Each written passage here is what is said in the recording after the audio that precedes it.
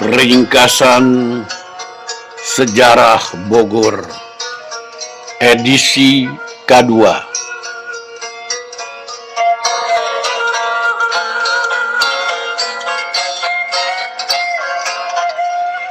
Ngadegna Tarumanegara dipimpin ku 12 urang raja, nepi ka anu pamungkas nyaeta Linggawarma anu kabeh dieunakeun diganti ku minantuna nyaeta Tarusbawa dina taun 668 Masehi. Ninggang di tahun 670 Masehi, Tarumanagara menjadi dua. Ngajadi dua nyaeta Kerajaan Galuh jeung Kerajaan Sunda.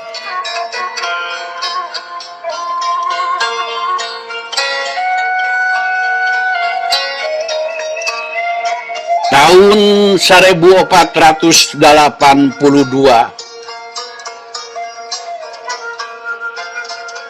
Jayadewata ngahijikeun Kerajaan Galuh jeung Sunda Pajajaran. Jayadewata teh kawaris Kerajaan Galuh tiramana nyaeta Kerajaan Dewa Niskala, jeung menang warisan Kerajaan Sunda timitohana nyaeta Susuk Tunggal. Prabu Jayadewata ngalihkeun ibu kota Kerajaan Pajajaran ti Kawali Ciamis ka Bogor. Kalawan terus diistrenan jadi Sri Baduga Maharaja Prabu Siliwangi dina ping 3 Juni 1482.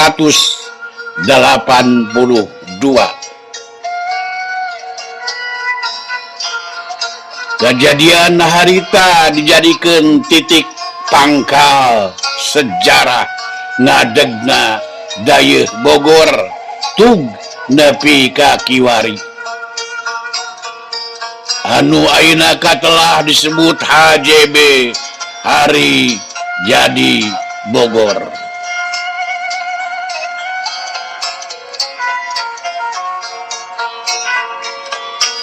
Ngaran Pajajaran hartina istana ngajajar. Anu ngajajar tina 5 wangunan istana Pakuan.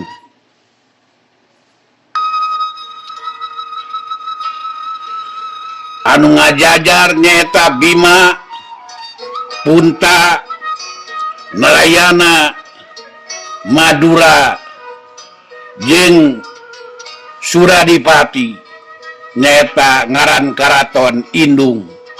Sarua ilaharna jeung ngaraton liana nyaeta Surawisesa di Kawali, Surasowan di Banten, jeung Surakarta di Jayakarta.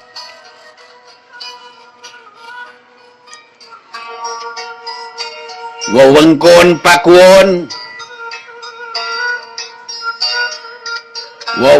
Pakuan Pajajaran kira-kira aya di Palebah Lawang Gintung Batu Tulis jeung Ramayana ayeuna jeung Rancamaya ayeuna.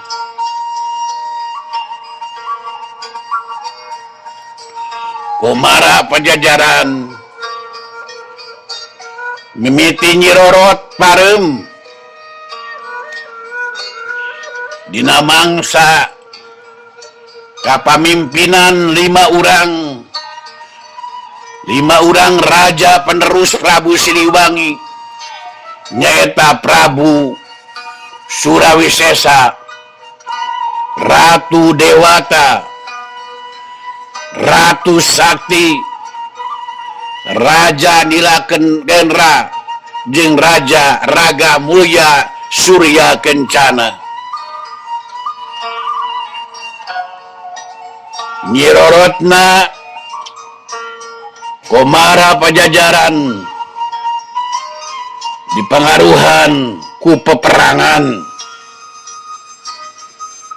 jeung ngageserna kultur masyarakat tina Hindu ka Islam.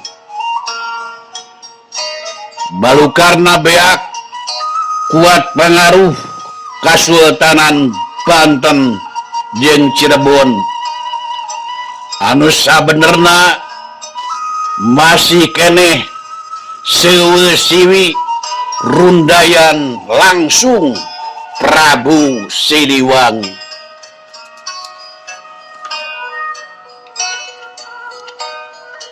Pakuan Pajajaran akhirna narikolot kosong tanpa pangeusi,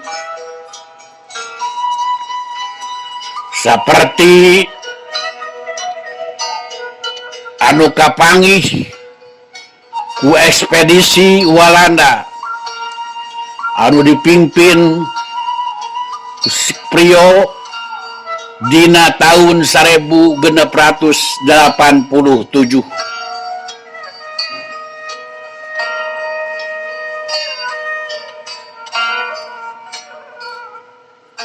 Kocaping carita dina tahun